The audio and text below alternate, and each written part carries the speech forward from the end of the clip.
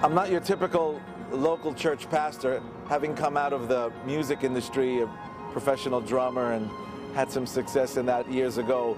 Crossroads Tabernacle is situated in the Castle Hill area because my mother, Amy Cortese, drove through the whole Bronx and said, Lord, take us where you want us, where you need us. Back in the 80s and the 90s, when vision and mission were a big question, people used to ask my mom, Pastor Amy, what's your vision for the church? What's your mission statement? And my mom really didn't know what that word meant. I think it came out of the Franklin Covey School of Thought, and she says, my vision, my mission is John 3:16. It's never changed. It was the other day where we were in the first timers room greeting one another, and one of the sisters of the church came in with a friend of hers, and her friend was broken, in tears, and we knew that God was healing, doing some powerful things. So I asked this sister, I said, is this a friend of yours? And she said, yes, she's a friend of mine. I said, so did you grow up together? You're from the same neighborhood? What is it? And she said, we used to smoke crack together. And I lost it right there. You can't make this stuff up.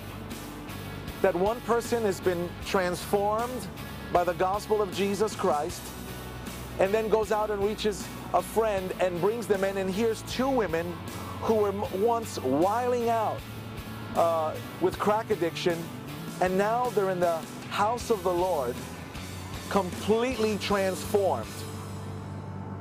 God is amazing.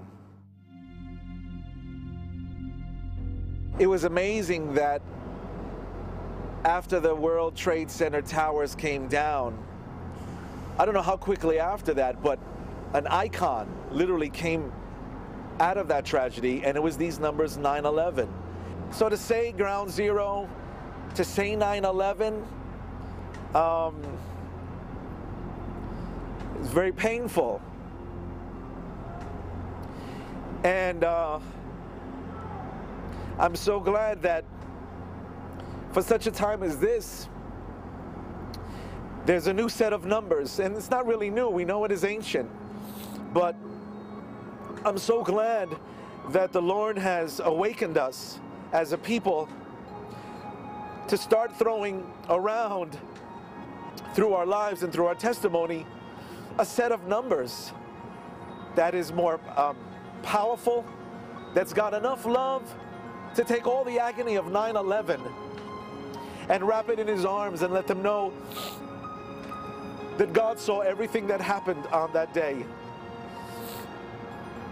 That's the heart of God. Wherever there's agony, wherever there is despair, where there is mass destruction like that, that's where God is. I know people are running into churches trying to find God, but ground zero is where God was at, and everywhere else around this area where people are sin sick, that's where God is at. So that's where we want to be.